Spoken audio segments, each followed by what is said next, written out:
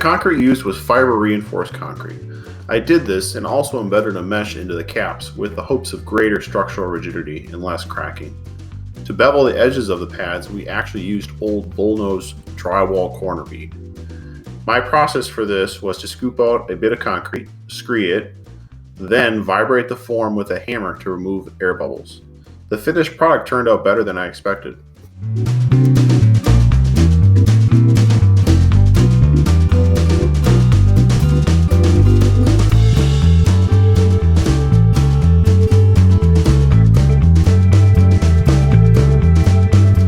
To remove any imperfections, I went through with a diamond bit pad and a variable speed grinder.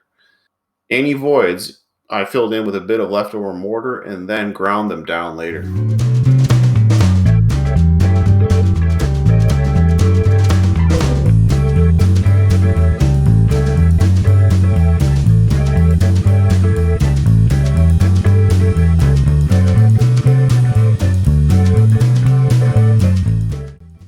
Additionally, I had to do a bit more masonry work to make sure that the two post footings were level. We just simply ran out of time before the snow flew to get these done.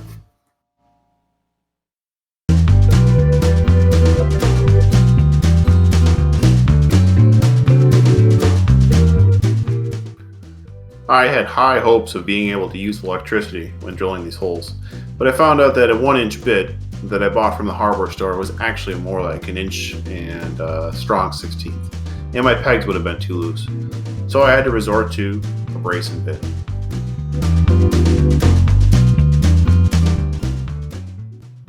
Here I'm fitting my brace back into my mortise, and I'm also figuring out exactly where I'm going to put the hole. My holes I actually offset just a little bit to do something called draw boring. And what draw boring is that it allows the peg to flex and actually pulls your joint tighter as you drive the peg home.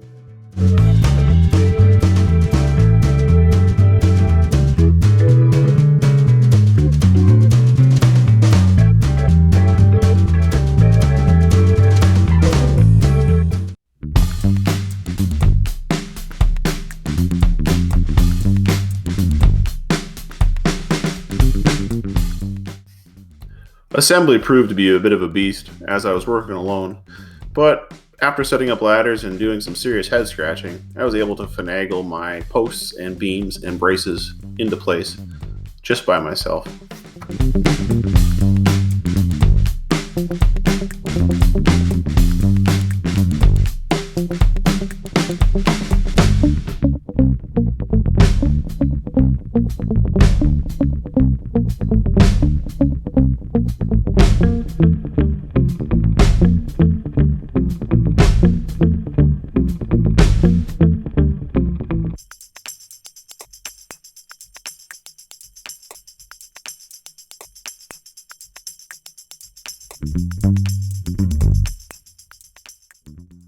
Normally, after you have all your pieces cut, you call up your buddy, you call up your friend, you recruit a stranger off the street, and you do something called a frame raising party. And what this is sort of like a potluck, sort of like a work party, is all of these strangers, all of these helping hands, all of these friends of yours help you move these beams. Now, this is shot in the era of COVID-19, and I personally did not want to take the risk of getting sick myself. Plus, I'm also a sucker for a really good challenge.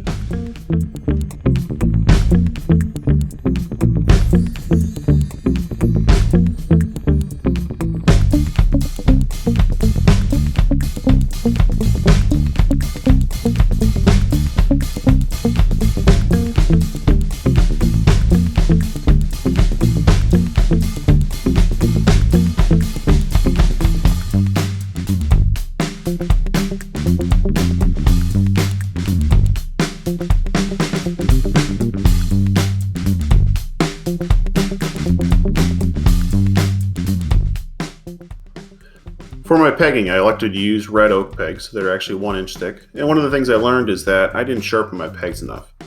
My sharpening method was to simply use a belt sander clamped upside down to sharpen the pegs, and I realized that my pegs were a bit too blunt, and on one of my posts I actually blew out a big old wood chip on one side that I eventually had to go through and re-glue. The bases of my posts were secured using 3/8-inch anchor bolts driven into the caps and then tightened down with a wrench.